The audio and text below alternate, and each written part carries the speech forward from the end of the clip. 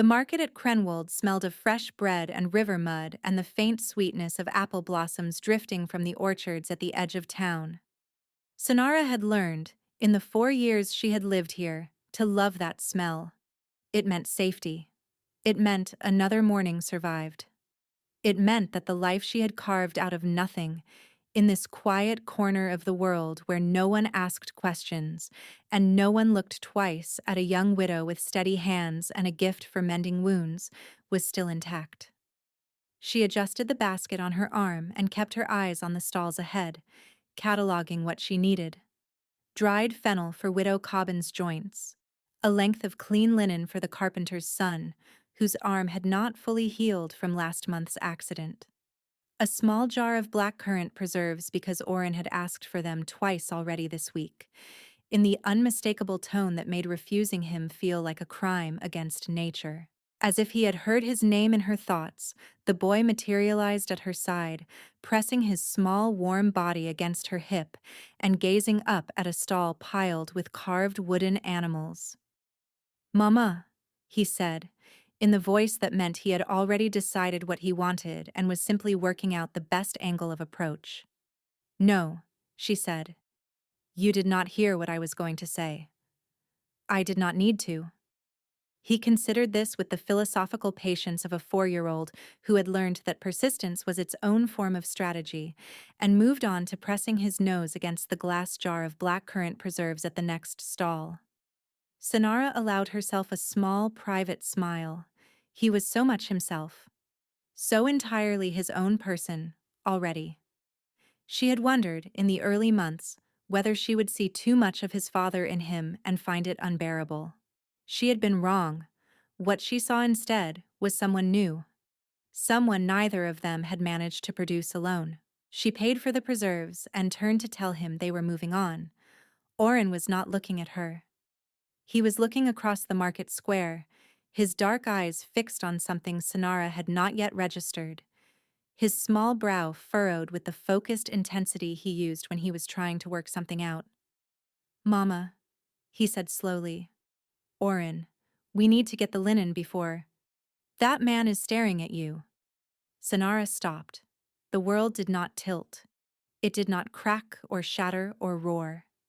It simply went very, very quiet, the way the air goes quiet in the moment before a storm announces itself. She turned. He was standing at the far edge of the market square, motionless among the moving crowd, as if the entire world had chosen to flow around him rather than ask him to move. He was taller than she remembered. Or perhaps she had spent 4 years shrinking the memory of him down to a size that was manageable to carry. His shoulders were still broad beneath the dark traveling coat. His jaw was still sharp. His hair, longer now, still fell across his forehead in the way that had once made her reach up without thinking to push it aside. And his eyes had not moved from her face, not when the merchant beside him called for his attention, not when a child ran laughing between them, not when a cart horse shied and clattered against the cobblestones and half the market turned to look. He stood perfectly still, as if the act of looking away from her was something his body had simply forgotten how to do. Sonara forgot how to breathe. 4 years. She had counted them in seasons and in Oren's milestones, and in the slow, deliberate work of becoming someone new. She had told herself, in the first raw months, that the pain would eventually stop feeling like a wound and start feeling like a scar. She had been right about that. What she had not anticipated was how completely a scar could tear back open. She needed to move. She needed to take her son by the hand and walk away from this market square and this town, and this version of herself that was standing frozen in the open, like a woman with nothing to hide. She did not move. Oren, who had inherited his father's complete indifference to situations that called for caution, tugged her hand and raised his voice to a volume that carried cheerfully across the entire square. "Why are you staring at my mama?" The words landed the way a stone lands in still water, sending ripples outward in every direction. Several market-goers turned. The merchant beside the stranger paused mid-sentence. A woman at the herb stall looked up from her scales. The stranger's gaze dropped slowly from Sonara's face to the boy standing at her side. And for a long, suspended moment, the most powerful wolf in the kingdom of Kaldenmeyer simply stood in the middle of a village market and looked at his son for the first time, without knowing yet that was what he was doing. Sonara watched the confusion move across Doran's face. The slight narrowing of those storm-gray eyes as they moved over Oren's features. The dark hair. The strong jaw that was still soft with childhood, but already promised the shape it would grow into. The unconscious echo of the boy's stance, feet slightly apart and chin lifted, mirroring the man across the square so precisely that it felt like a declaration written in bone and blood. She saw the moment the confusion shifted to something else. She pulled Oren against her side and turned to go. She had taken 4 steps when her son's voice stopped her again. "Mama, look." She looked back despite herself. Doran had not followed. He had not moved at all. But in turning to steer Oren away, her son had reached up to grip her arm for balance, and the motion had pulled back the cuff of the boy's sleeve. On the inside of Oren's small wrist, pale and precise as if drawn by a careful hand, sat a mark. A mark Sonara had spent 4 years telling herself she did not understand. A mark she had kissed goodnight every evening since he was born. A mark she had assumed was something unique to him, something he had come into the world carrying, and something that had no explanation and required none. It was identical to the one burned into her own skin. And across the square, Doran's eyes were locked on his son's wrist, and the expression on his face was no longer confusion. It was recognition. She did not run. Running would draw eyes, and she had spent 4 years learning to do nothing that drew eyes. She walked. She walked with her hand wrapped around Oren's, her basket over her arm, her face composed into the pleasant neutrality of a woman with errands to complete, and nothing else on her mind. She walked through the market and down the narrow lane that led to the healer's cottage at the edge of the meadow, and she did not look back. Not once. She waited until the door was closed and bolted, and Oren had been settled at the table with his preserves and a wooden puzzle before she allowed herself to sit and breathe and fall apart. She pressed her hands flat on her knees to stop them trembling.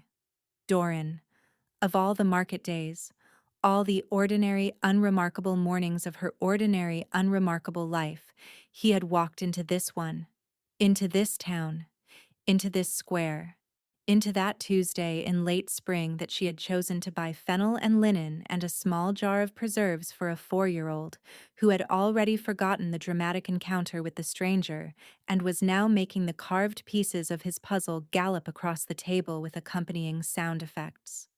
She watched her son and tried to remember how to be a woman who was not afraid. It had not always been like this. That was the cruelest part of it. There had been a time when the thought of Doran did not produce fear at all, when it produced the opposite. She had come to the royal court of Kaldenmeyer as a junior healer in the household staff, hired on the recommendation of the palace physician who had trained her. She had been 22 years old and without illusions about what her place in that world was. She was common-born. She had no house name, no bloodline, and no political value. She was there to mend wounds and brew medicines and be invisible between appointments. She had been extraordinarily good at being invisible.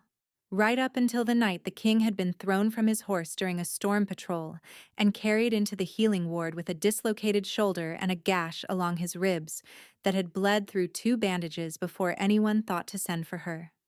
She had set the shoulder without asking his permission.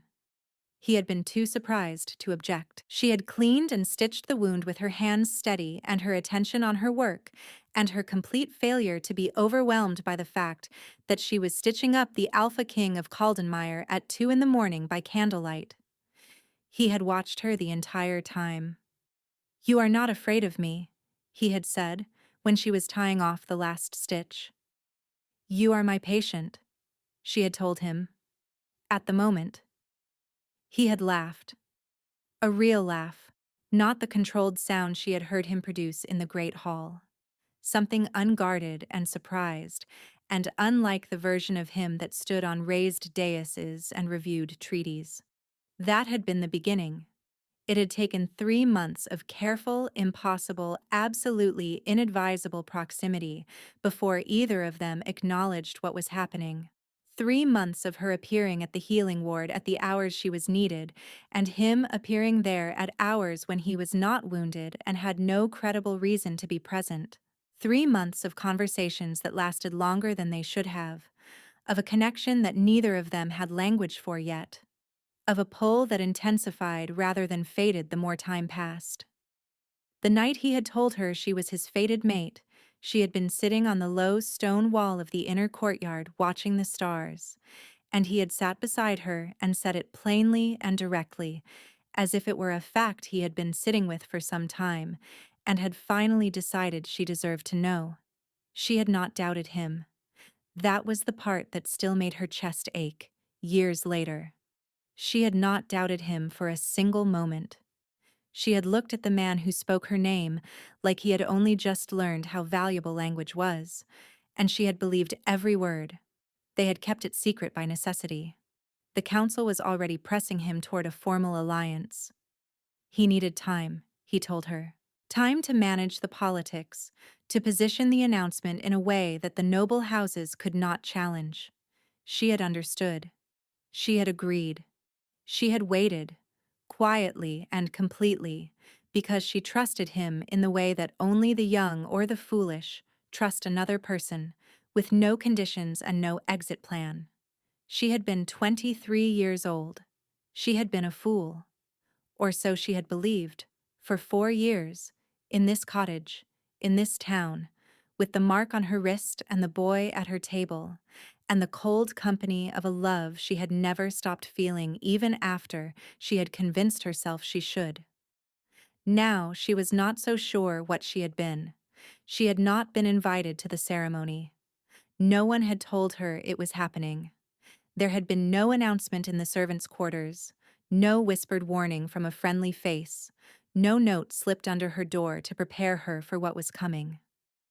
She had found out the way the rest of the common-born did. A conversation between two household guards, overheard through a cracked door, in the hour before dawn, on a morning that had otherwise seemed ordinary. The selection rite, the ancient tradition by which an alpha king of Caldenmeyer formally chose his bonded queen from among the daughters of the high houses. It had not been performed in a generation. The last king had chosen his mate through a private bonding, without ceremony, and the noble houses had never quite forgiven him for it.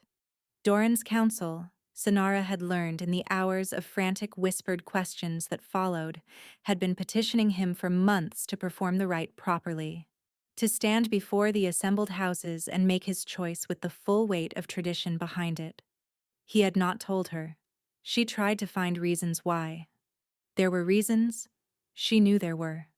She had told herself the same things she had been telling herself for 7 months of careful, hidden, borrowed happiness.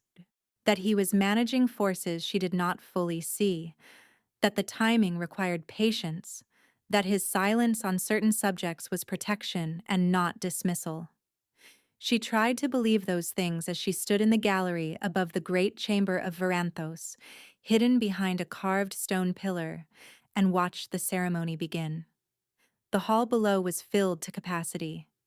Every noble house in Caldenmeyer had sent representatives, their house colors bright against the pale stone floor. Banners hung from every arch, hundreds of candles blazed in iron rings suspended from the vaulted ceiling. The combined heat of so many bodies and so many flames turned the air thick and golden, as if the room itself were holding its breath.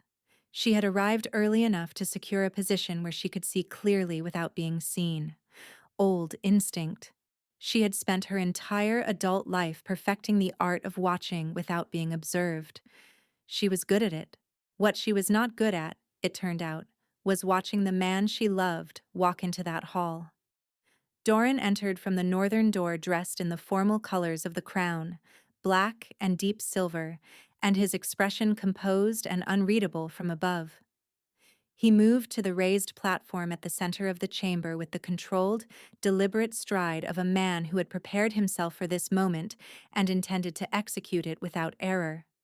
She watched him and felt the mark on her wrist pulse with heat. He would feel that too, she had always assumed. The mark responded to proximity and emotion both, and she was close enough that he should have felt the heat of it. He should have known she was here. He did not look up.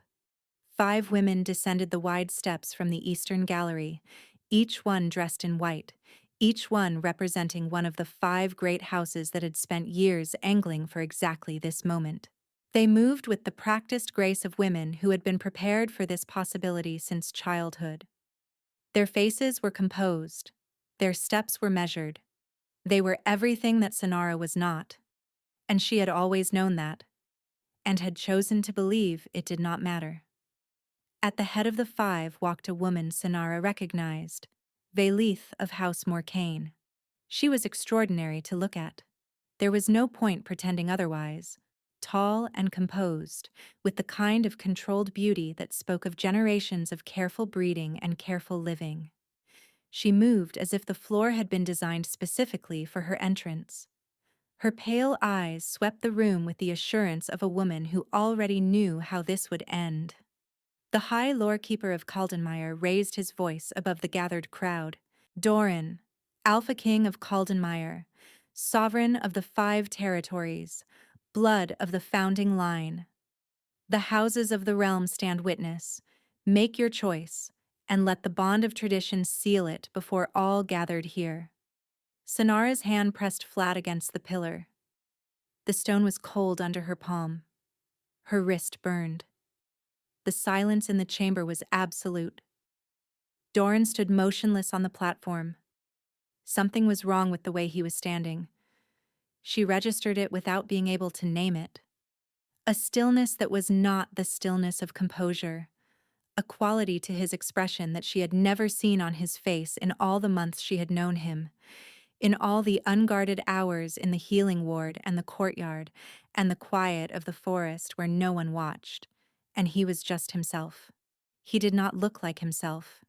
He looked like a man who was not entirely present, a man whose body was performing a function while the part of him that mattered was somewhere else, or was simply gone.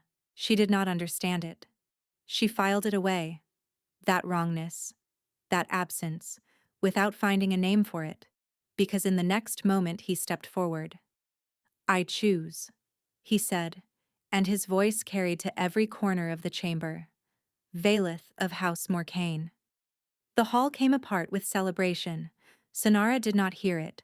She was already pressing her back against the cold stone, both hands over her mouth, a single thought cutting through everything else with the clean precision of a blade.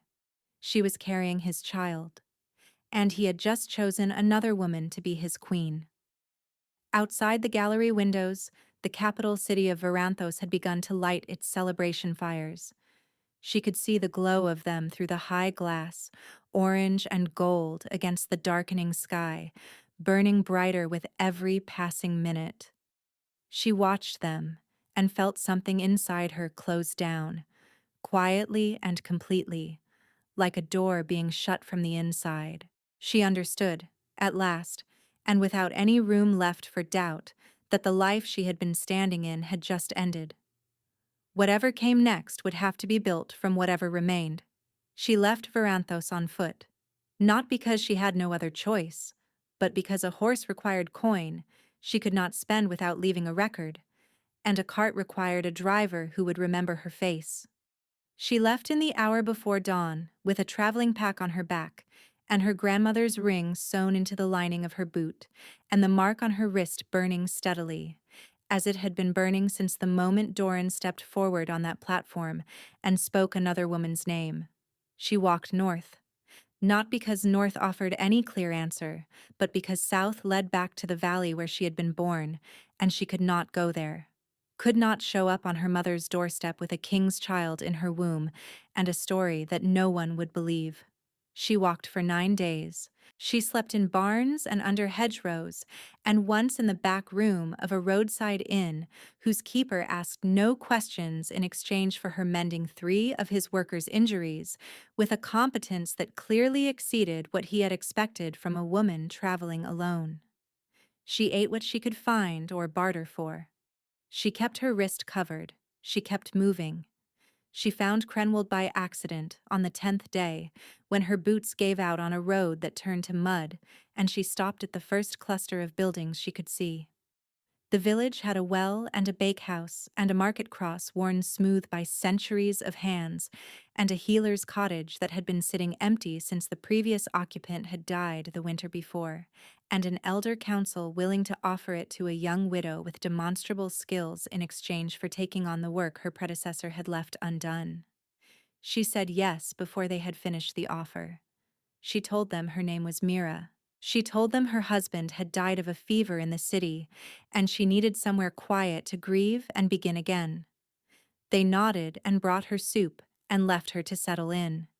And she sat in the small stone cottage with her pack on the floor and her hands on her belly and understood, perhaps for the first time, that she had actually escaped. Oren was born in the deep of winter, 7 months after she arrived. The village midwife attended her, a steady-handed woman named Pell who had delivered half the children in Krenwald and had seen enough of the world to ask nothing about the father beyond whether she should expect him to appear. Sonara said no. Pell nodded and moved on. He was born at dawn, which Pell said was a good omen, and he arrived in the world with his eyes wide open, which Pell said she had never seen in 30 years of midwifery. He looked up at Sonara with those dark, serious eyes, and she understood immediately that she was going to love him in a way that would rearrange everything. He had Doran's jaw, his ears, his hands, even in those first hours, curled loosely at his sides as if ready for whatever came next, and on the inside of his left wrist, precise and pale, a mark that had not been there when she went into labor. Sonara had stared at it for a long time. She touched it carefully, half expecting it to disappear. It did not. It was warm and permanent and identical in every detail to the one she had been carrying since the night Doran pressed his lips to her wrist in the courtyard and told her she was his. She had no explanation for it. She did not know what it meant that the bond had reached into the next generation and left its signature on a child who had not yet drawn breath when it was formed. She covered his wrist with his swaddling cloth and told herself it was something she would understand later. Later became 4 years. 4 years of mornings that smelled of bread and river mud. 4 years of a boy who galloped wooden puzzle pieces across tables and argued with flawless 4-year-old logic. 4 years of a life that was small and real and entirely hers, and all of it, every day of it, lived at a careful distance from the truth she had left burning behind her in Varanthos. The traders came through Krenwald twice a year, in spring and autumn, and Sonara had made a practice of being elsewhere when they arrived. Not because she feared them specifically, but because traders talked, and the things they talked about most freely were the things happening in the capital. And in the early years, she had not been strong enough yet to hear those things without coming apart. In the first spring after she arrived, she had been too deep in the fog of new motherhood to pay much attention to anything beyond Oren's needs and the demands of her patients. By the second spring, she had developed the discipline to listen to market gossip with her face neutral and her hands occupied and her heart locked behind whatever she had built to keep it manageable. She heard things, over those years, fragments, pieces of a larger picture she was never quite able to assemble fully. She heard that the Alpha King of Caldenmeyer had refused to complete his bonding with Valeth of House Morcaine, that the selection rite had been witnessed and acknowledged, but the ceremonial bond had never been sealed, that the king had confined himself to the capital and rejected every diplomatic summons and dismissed 3 councils in succession, and that his closest advisors moved around him with the careful deliberateness of people navigating a room containing something that might, without warning, explode. She heard that the Eastern grain stores had failed 2 seasons running, which the old women in the market blamed on disrupted ley lines, and the young men blamed on poor drainage, and which Sonara, who understood more than either group about the way an alpha's inner state could ripple outward through a territory, blamed on something else altogether.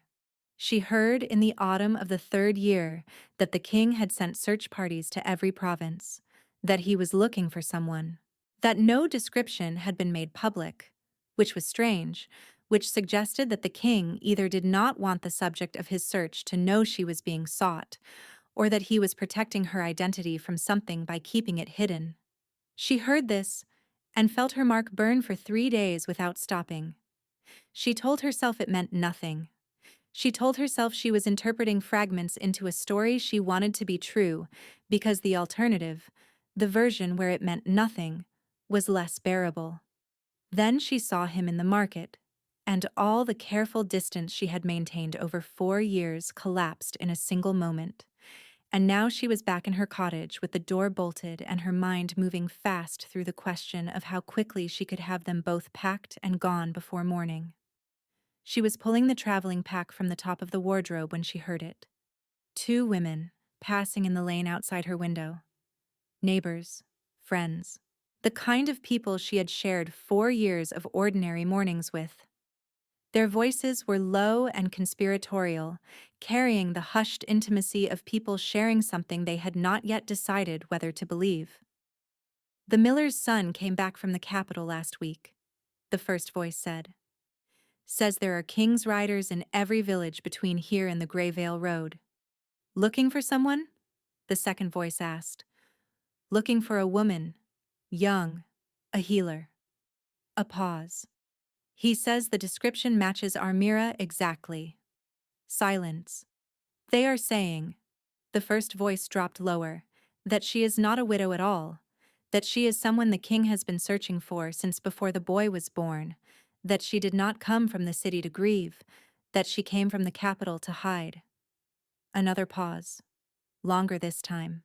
"They are saying she is the king's true mate," the first voice said, "and that someone at court already knows exactly where she is." Sonara stood with her hands on the traveling pack and did not breathe. She had been so careful. 9 days of walking and a false name and 4 years of unremarkable Tuesday mornings. She had been so extraordinarily careful. It had not been enough. Someone had already found her. Not him. Someone else. Someone who had known where she was and had not yet decided what to do with the information. The voices outside moved away down the lane, and the cottage went quiet again. Sonara looked at Oren. Oren was already at the back door. She did not speak to Doran. She could not. There were no words available to her in that moment that were not either accusations or confessions, and she was not ready for either. She looked at him, crouched in her garden with his storm-gray eyes full of something she had no name for, and she took Oren by the hand and said, in a voice that was entirely steady, that it was time to come inside. Oren protested. Oren had opinions about this, delivered with considerable force. She moved him through the door anyway, and closed it behind them, and stood in her kitchen with her back against the wood, and her eyes closed, and her heart doing something violent and involuntary in her chest. "He seems sad," Oren said. "Finish your preserves." "He does, though." "Oren." The boy subsided, with the characteristic loud silence of a child who has more to say and is choosing to save it for a more strategic moment. Sonara opened her eyes. She needed to pack. She needed to take her son and her grandmother's ring and her most portable medicines, and she needed to be gone from Krenwald before whatever was happening in her garden had time to become something she could not walk away from. She was gathering her medicines from the shelf above the hearth when she heard a knock at the front door. Not Doran. The knock was too measured, too deliberate, carrying a rhythm she recognized instantly, the careful approach of someone trained to signal their intentions before a door opened. Someone who had done this before. Someone who understood that a frightened woman with a child was more dangerous than she looked. She did not move. The knock came again. My lady. The voice was male, older, roughened by years of use. My name is Aldwin. I serve as first counsel to the king. I have come alone and I am unarmed, and I have been traveling for 11 days to reach you, which I mention not to solicit sympathy but only to explain that I am quite tired and would very much like to speak with you before you disappear again. Sonara did not move. I know you are considering it, Aldwin continued, from the other side of the door. Disappearing. You have done it once with remarkable thoroughness, and I have no doubt you could do it again. I am asking you not to. Not yet. Give me a quarter of an hour. Sonara looked at Oren. Oren looked back at her with his dark, serious eyes and said, "He smells like the capital." She opened the door. Aldwin was older than she had expected. His hair was white at the temples, his face deeply lined, his traveling clothes worn to the honest shabbiness of someone who had prioritized speed over appearance. He looked at her with the careful assessment of a man who had been searching for something important for a long time and was not yet certain he had actually found it. "You are smaller than the king described," he said. "How did you find me?" she asked. "The bond," he said. "The king has been following it for months." "I followed the king." He paused. "May I come in?" She stepped back. He entered, accepted the chair she indicated, declined tea, and folded his hands on the table with the settled air of a man organizing himself for something he had rehearsed and still found difficult. "What I am about to tell you," Aldwin said, "will require you to reconsider everything you believed about the day of the selection rite." Sonara sat down across from him. Her wrist was burning. It had been burning since the market, a steady, insistent heat she had been trying to ignore for hours. "The ceremony you witnessed," Aldwin said, "was not a ceremony in which the king made a choice." She said nothing. 3 hours before the rite was performed, someone introduced a compound into the king's wine. We have since identified it as a combination of crushed silver root and a derivative of the blackstone herb found only in the northern reaches of House Morcaine's territory. Aldwin's voice was even and precise, the voice of a man delivering a report he had delivered before. Together, those compounds suppress the wolf entirely, not temporarily, not partially, completely. For the duration of their effect, the subject has no access to instinct, no access to the bond, no access to any of the faculties that would allow a wolf of the king's caliber to resist an external directive. Sonara heard the words. She understood them individually. "He was given a directive," Aldwin continued, "by Lord Morcaine's men, in the hour before the rite, while the king was in a state in which he could neither question nor refuse the instruction. He was told what to say. He was told whose name to speak. And he said it, before the assembled houses of Kaldenmeyer, with no more will behind it than a man talking in his sleep." The kitchen was quiet. "He woke from it on the second day," Aldwin said. "He remembered nothing of the ceremony, nothing of the rite. His first coherent words, when he understood what had been done and what he had apparently declared in front of the entire kingdom, were your name." Sonara pressed her hands flat on the table. The mark on her wrist pulsed with a heat so immediate and specific that it felt, for a moment, like a hand closing around hers. "4 years," she said, and her voice came out barely above a whisper. "He has been searching for 4 years. Without stopping," Aldwin said. "Without sleeping adequately. Without governing adequately, which his counsel has found considerably less romantic than I suspect you might." A pause. "There are those among the noble houses who have called it obsession. His wolf has called it something simpler." Sonara looked at the table.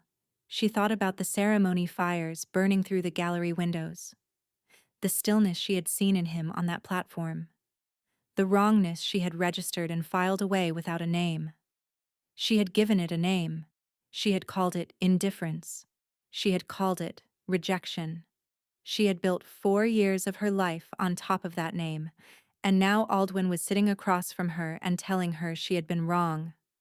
She was still processing this when he spoke again. "There is one more thing I need to tell you." His tone had changed. The precision was still there, but beneath it sat something heavier. "House Morcane has known about the boy since last winter." The air went out of the room. "They have known his name, his age and his location since a trader from Krenwald passed through the capital in the month of frost and was asked, over an apparently friendly drink, whether anything unusual had occurred in the village in recent years." Aldwin's eyes met hers steadily. "They sent a report to Lord Morcane within the week. We intercepted a copy by chance. We have been moving toward you since the day we read it." Sonara's gaze went to Oren, who had fallen asleep at the table with his head on his arms, undisturbed by the quiet devastation occurring 3 feet away from him. "They want him," she said. "They want to use him," Aldwin said. "A child who carries the king's bond mark in his own skin is not simply an heir. He is proof. Proof that the true mate bond was never broken. Proof that the selection rite was a fraud. Proof that House Morcane's hold on the crown is built on a foundation that a single living child can dismantle altogether." He paused. "They cannot afford for him to reach the king." Sonara looked at her sleeping son. At the mark on his wrist, visible where his sleeve had fallen back. "How long do we have?" she asked. Aldwin's answer was not the one she needed. "Their people were 2 days behind mine when I left the last waypost," he said quietly. "That was 4 days ago." Sonara was already standing. Aldwin was already on his feet. "We need to move," he said, with the controlled urgency of a man who had been in situations like this before and understood that panic was a luxury they could not afford. "Now. The king's wolves can hold the road, but not indefinitely. If Morcane's people have been tracking me as well as you, they will know this location." "They have been tracking you," Sonara said. Not a question. The answer was already obvious. Aldwin did not insult her by pretending otherwise. She crossed to Oren and lifted him from the table, his sleep-warm weight settling against her shoulder. He stirred, blinking, and looked past her face to the doorway behind her. His eyes focused. He went utterly still, with the depth of a child registering something important. "Doran," he said. Not the king, not the stranger from the market. His name, spoken with the easy familiarity of someone saying a word they had always known, in the voice of a child who had never heard it from anyone. Sonara turned. Doran stood in the doorway from the garden, having entered silently. He was looking at the boy. His face had gone the color of old ash. "What did you say?" he asked, and his voice dropped to almost nothing. Oren blinked at him, unconcerned. "That is your name," he said, with flawless 4-year-old certainty. "I have always known it. I just did not know it was you." The silence that followed lasted perhaps 3 seconds. It was broken by the sound of glass shattering at the back of the cottage. Aldwin moved first, pulling a short blade from inside his coat and positioning himself between the broken window and the room. 2 shapes dropped through the frame, already drawing weapons, their movements carrying the coordinated precision of trained hunters rather than ordinary soldiers. Morcane's people, not guards, not militia, killers, sent for a specific purpose. "Take the boy," Aldwin said to Sonara without looking away from the threat. "Back door, now." But the back door was already blocked.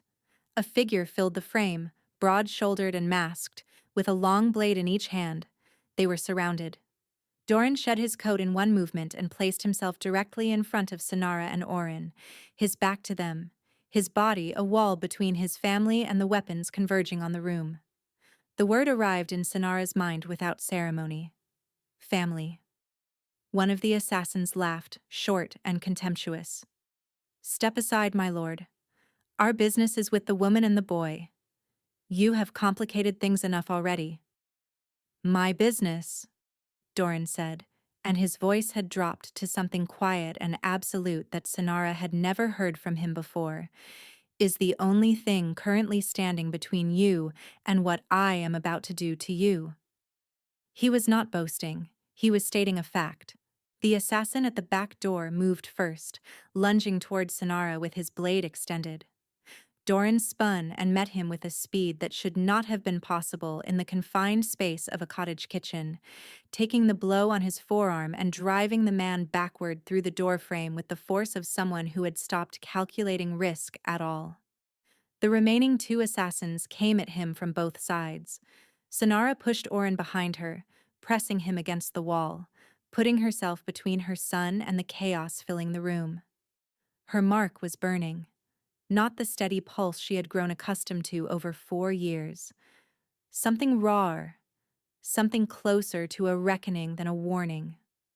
Aldwin was fighting the two at the window with a competence that belied his age and his tired traveling clothes, holding them at a standoff but unable to advance. From outside came the sounds of a larger battle. Doran's wolves, she realized, arriving at the edges of the fight. She could feel him through the bond, a blazing certainty that radiated through her wrist and up her arm and into her chest. Then she felt something else.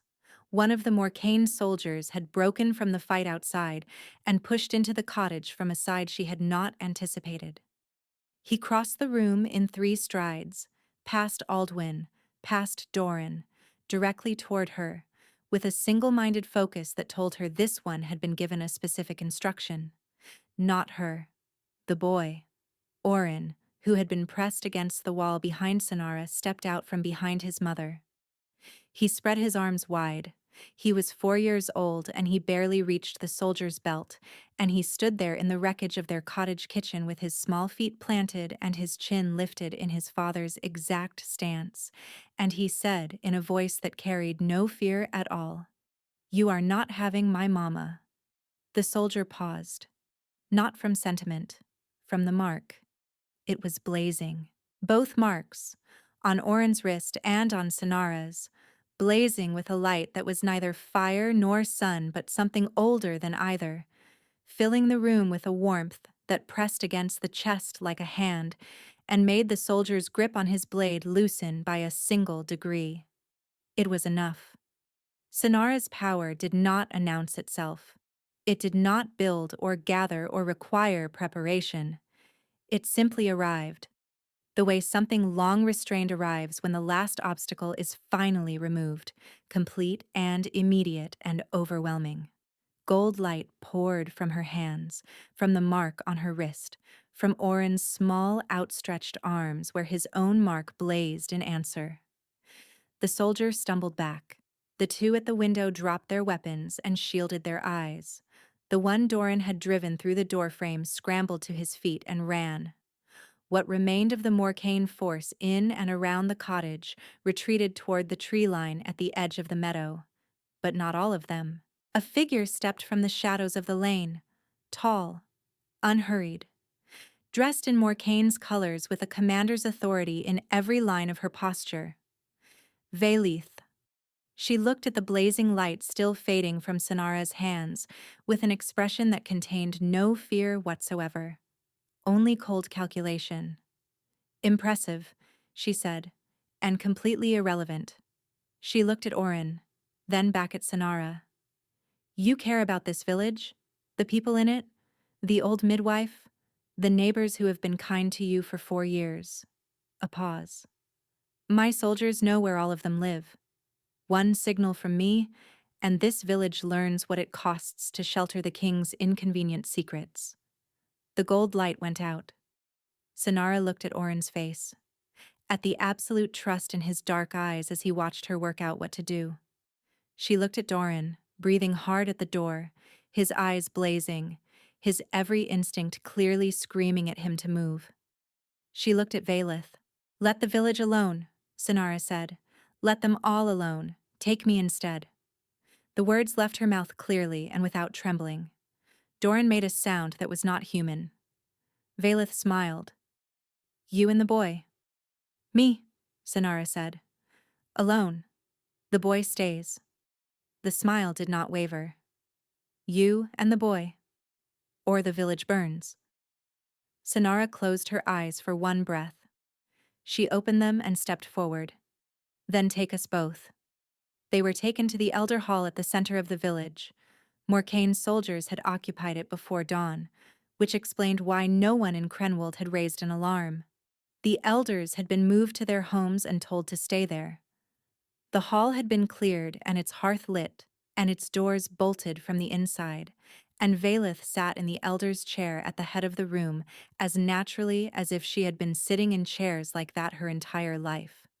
Which, Sonara supposed, she had. Oren was asleep on the bench beside her, his head in her lap, his wrist mark faintly warm beneath her fingers where she held his hand.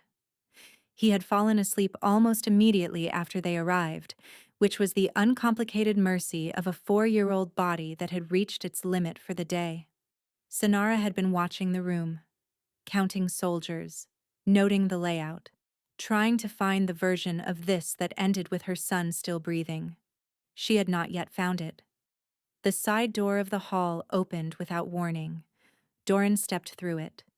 He was alone, which meant he had either overpowered the guards outside, or they had merely looked at him and stepped back. Neither scenario surprised her. He was bleeding from a cut above his eyebrow, and his traveling coat was gone, and his eyes were fixed on her with an expression so stripped of composure that it looked less like a face and more like a wound. Valeth straightened in the elder's chair. "You were told to stay outside?" she said. "You were told," Doran replied without looking at her, "that threatening my mate and my son would have consequences. I am here to deliver them." He paused. "But first, I need a moment." It was directed at Sonara, not at Valeth, not at the guards who had moved to the edges of the room. At Sonara, with a simplicity that made the entire formal structure of the standoff feel irrelevant. Valeth made a gesture. The soldiers held their positions.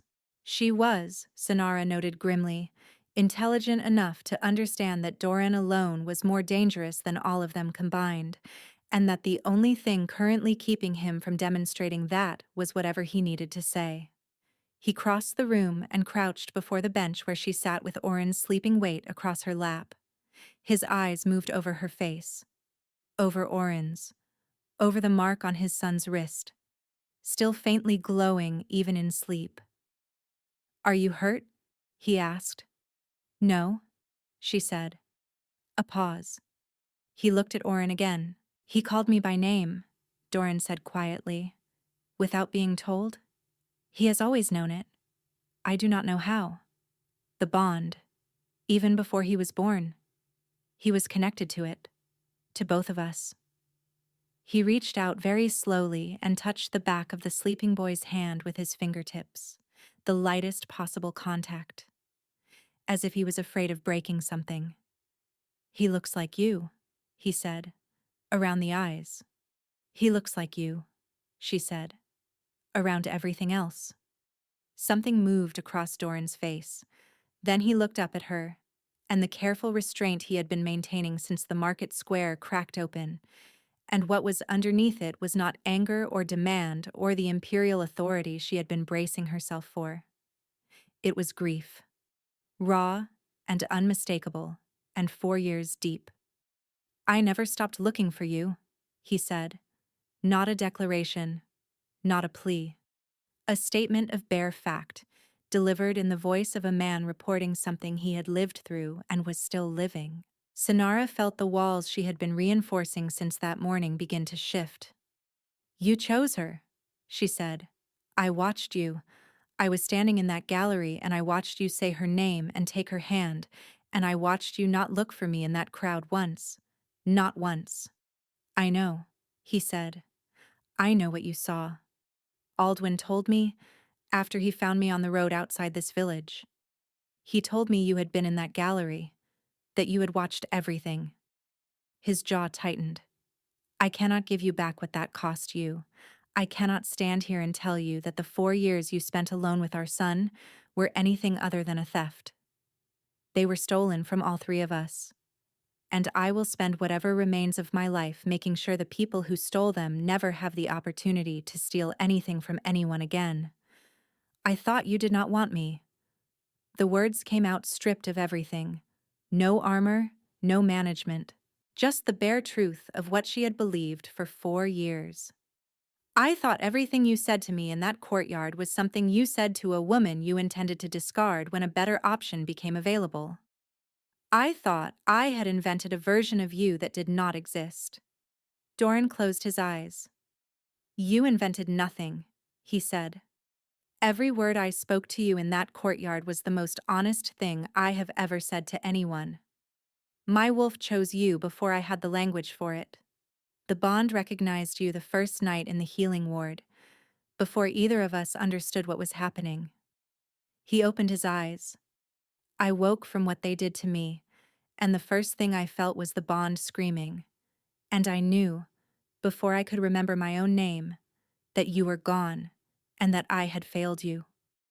Sonara looked at him for a long moment. "I had words," she said, "that I was going to say to you. The night of the rite. I had practiced them. I was going to tell you that I was carrying your child. I had said them in that little room 100 times so I would not lose my nerve when I actually stood in front of you." She paused. "I never got to say them." "Say them now," Doran said. Her eyes went to Orin, at the man crouched before her with 4 years of grief written into every line of his face. "You are going to be a father," she said, in the voice she had practiced in a small stone room, steady and clear and exactly as she had planned it. "And I am terrified and I am not sorry, and I need you to tell me that we are doing this together. Because I cannot do it alone. I have tried and I am good at it, and I do not want to do it alone anymore." The last words were not the ones she had practiced, but they were true. Doran's hand covered hers on the bench. "Together," he said, "from this moment, Sonara. Whatever comes next." Whatever comes next arrived at that precise moment in the form of a figure stepping from the shadow behind Valeth's chair. Not a soldier. A woman, slight and swift, with a blade already drawn and already moving toward the bench where Sonara sat with her sleeping son. Valeth did not look at her or give a spoken order. The signal had been arranged in advance. A betrayal within the false truce, launched in the moment they were most distracted. Doran was on his feet in the space between one heartbeat and the next, moving toward the threat with a speed that turned the air in the room electric. He was fast. Orin was faster. The boy woke between one breath and the next, sitting upright with his wrist raised, and the mark blazed white and absolute in the dim hall, and the woman with the blade stumbled as if she had run into a wall she had not seen, dropping the weapon and falling back with a cry that contained more shock than pain. The light from Orin's wrist pulsed once, twice, and then every candle in the elder hall blazed to full brightness, and every shadow in the room retreated to the walls, and Valeth of House Morcaine looked at the 4-year-old boy sitting upright on the bench, with his arm raised and his eyes blazing gold, and for the first time since Sonara had ever seen her, she took one step backward. Valeth ran, not in panic. In the calculated retreat of a woman who understood that the field had changed, and that the intelligent response to a changed field was to reposition rather than stand in the light of a 4-year-old's blazing bond mark and pretend she was not outmatched. Her soldiers followed. All of them. The ones inside the hall and the ones outside in the lane and the ones at the edges of the village who had been holding positions they abandoned without hesitation. Sonara heard the sound of them going, boots on cobblestones, the distant thud of hooves as Morcaine's riders took the southern road. Aldwin appeared in the doorway of the hall, breathing hard, a fresh cut along his jaw. "She is taking the road back to Varanthos," he said. "She will go to her father. If Lord Morcaine seals the capital before we arrive, the gates will hold against even the king's wolves." Doran looked at Sonara. A question, not a command. She looked at her son. Orin was sitting quietly on the bench, his wrist no longer blazing, and his expression the perfectly ordinary expression of a child who has done something natural and cannot understand why everyone in the room looks so shaken. I want to see the capital, Oren said. You said it has a very tall tower. Sonara had not said that. She had never spoken to him about Varanthos at all. She met Doran's eyes. He knows things, she said quietly. Things I never told him. Things from the bond, I think. Things that bled through even before he was born. Doran crouched before his son again. Eye level. His voice, when he spoke, was steady and gentle in a register he had apparently discovered in the last hour. The tower, he said to Orin, is taller than any building you have ever seen.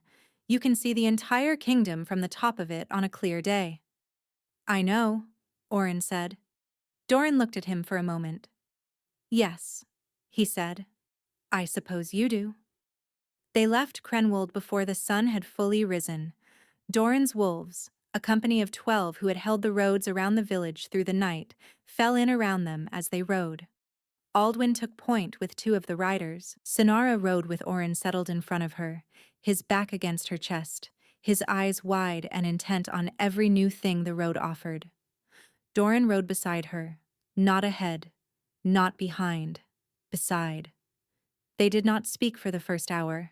There was too much still unsettled between them for casual words, and neither of them reached for casual words. What they had said in the elder hall had been real and necessary, and it had opened something that would need time to close properly. Grief did not resolve in a single night, no matter how much both parties wished it would. But the bond between them was different now. The burning she had lived with for 4 years, that insistent, unrelenting heat, had shifted into something else. Something that felt less like a wound demanding attention and more like a compass that had finally found north. She could feel him beside her, not just with her physical senses, but with something deeper. The bond breathing between them the way it had always been meant to, freely and fully, no longer straining across distance and silence. Orin felt it too.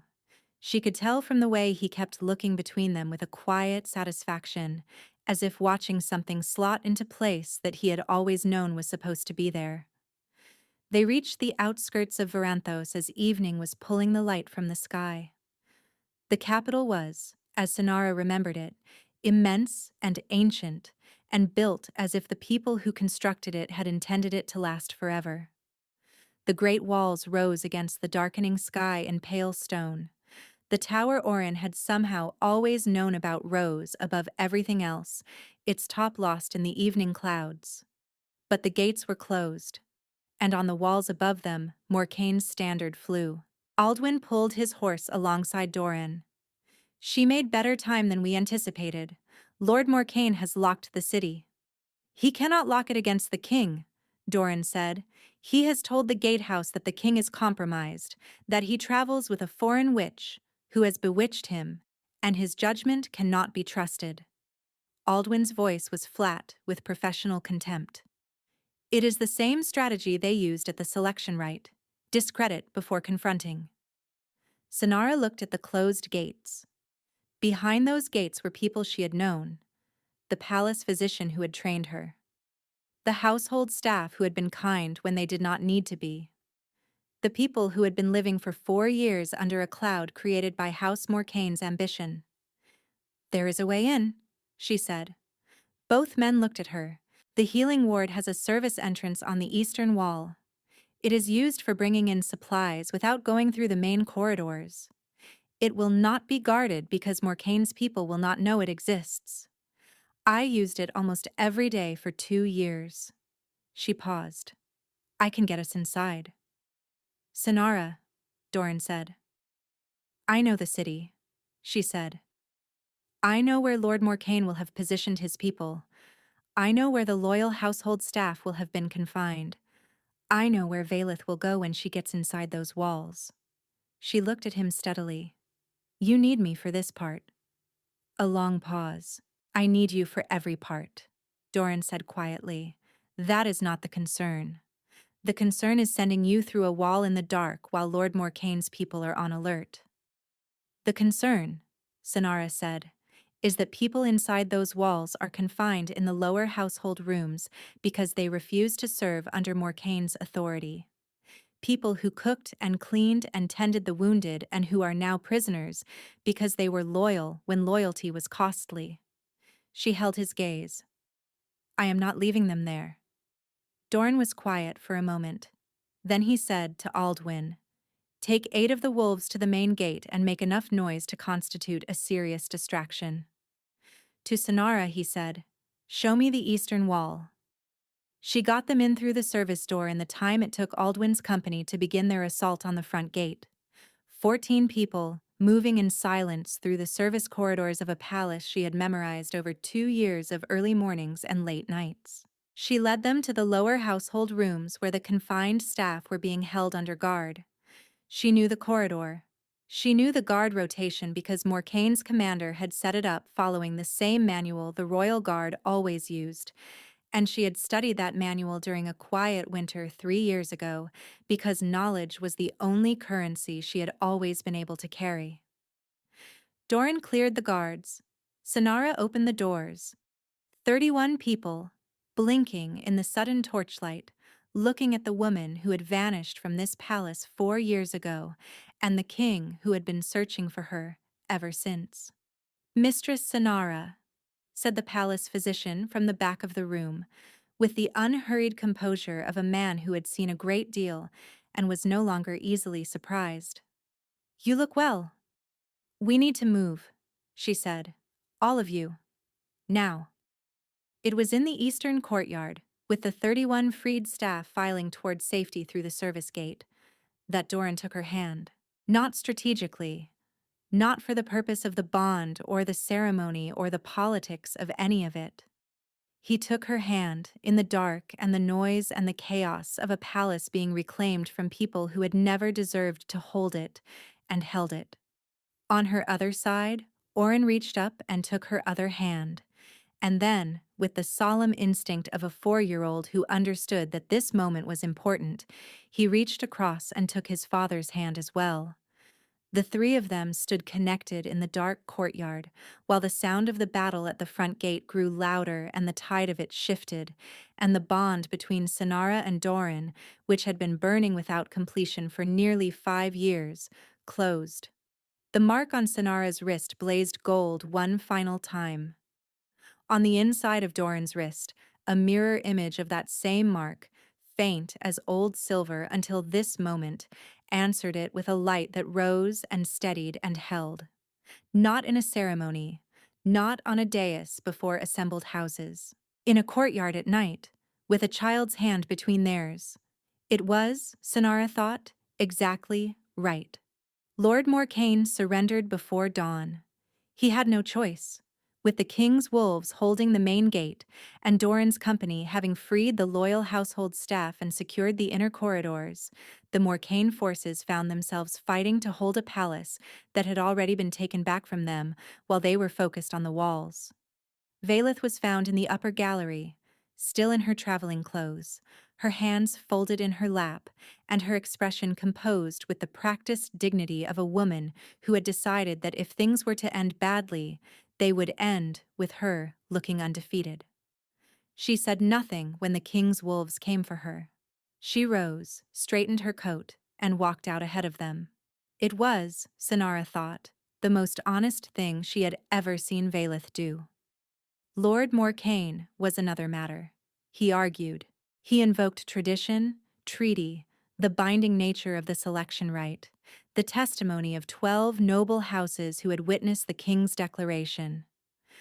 Doran listened to all of it with the specific patience of a man who has already decided the outcome and is waiting for the noise to stop. When Lord Morcaine finished, Doran looked at Orin. Orin was standing beside Sonara with his arms folded and his chin lifted and his wrist visible where his sleeve had fallen back. The mark blazed softly in the morning light coming through the hall's high windows. Lord Morcaine looked at the boy. Something shifted in his expression. Some quality of certainty he had carried through the night and through his argument drained out of him entirely, the way conviction abandons a man who has just seen the one thing he cannot argue against, The bond mark did not lie. Everyone in the kingdom knew what it meant. A child carrying the king's mark in his own skin was not a rumor or a claim or a political argument. It was fact written into flesh, and it had been written there before the child had drawn his first breath, which meant it predated the selection rite altogether. House Morcaine's claim to the crown had never existed. The formal charges were heard before the assembled House representatives 3 days later. Lord Morcaine and Vailith were found guilty of conspiracy against the crown, the drugging and manipulation of the Alpha King, and the attempted murder of the king's true mate and heir. Lord Morcaine was stripped of his title and his territories, and sentenced to permanent exile beyond the realm's northern border. Vailith, whose own testimony revealed that she had been given considerably less choice in the scheme than her behavior had suggested, was stripped of her house name and remanded to a northern monastery, where she would live simply and quietly for the rest of her days. The kingdom healed the way kingdoms heal, slowly and incompletely, and with arguments about the details. The noble houses had opinions. The council had opinions. The Eastern Territories, which had failed 2 harvests running under the weight of a severed bond, recovered faster than anyone expected once the bond was whole again, as if the land itself had been holding its breath. Sonara became part of the royal household in ways that required considerable negotiation with traditions that had not anticipated someone of her history or her particular combination of skills. She healed. She advised. She learned with effort and occasional profanity that Oren picked up and deployed at strategically terrible moments, the protocols and ceremonies that had always existed in a world she had once watched from servants' corridors. She was not always graceful about it. She was never uncertain. Doran never asked her to be anything other than exactly what she was. There was a night, in the first month after the city was reclaimed, when Oren had been put to bed in a room far grander than anything he had ever known, and had been deeply unimpressed by the grandeur and wholly captivated by the window, which was large enough to sit in, and from which he could see the tower he had always known about, lit at its crown against the night sky. He had been asleep for an hour when Doran found Sonara at the window of their own room, looking out at the same tower. He came to stand beside her, and they were quiet together in the way they were learning to be quiet together, without the old weight of separation making silence feel like absence. After a while, Doran said, "Tell me his name." She looked at him. "I know what I heard his mother call him," Doran said, his voice low. "I know the name I have been carrying since Aldwin told me about him on the road. But I want to hear you say it. I want to hear you tell me his name, the way you would have told me that night if I had been there, if none of it had happened." Sonara looked at the tower, at the man beside her, at the door down the hall behind which their son was sleeping in a room he had always, somehow, already known. "Oren," she said. "His name is Oren, and I chose it because it means the one who finds his way home." She paused. "I chose it the night he was born. I did not know then whether it was for him, or for me, or for you." Doran was quiet for a long moment. "For all of us," he said. The following morning, Oren was awake before either of them and had relocated himself to the window seat with a piece of bread from somewhere and a view of the city waking below him. When Doran appeared in the doorway, Oren looked up. "You live here," Oren said, with the satisfaction of someone confirming something they had always known. "I do," Doran said. "We live here now too," Oren said. "You do." The boy considered the city below for a moment. Then he looked up at Doran with dark, serious eyes and asked the question that had been sitting behind everything else since a spring morning in a village market, when a stranger had stood frozen in the crowd and a 4-year-old had spoken the only truth that mattered. "Are you going to stay?" Doran crossed the room and sat in the window seat beside his son and looked out at the kingdom that had been breaking and was now, slowly, beginning to mend. "Yes," he said. "I am going to stay." Oren nodded, as if this was the correct answer and he had never doubted it, and returned to his bread and his view. And in the city below, the wolves of Caldenmeyer lifted their voices in the morning, and the sound carried across the rooftops and over the walls and out into the valley beyond, where the fields were already showing green again for the first time in years. The boy who had asked a stranger why he was staring at his mama had found the answer he was always meant to have. And this time, no one was going anywhere.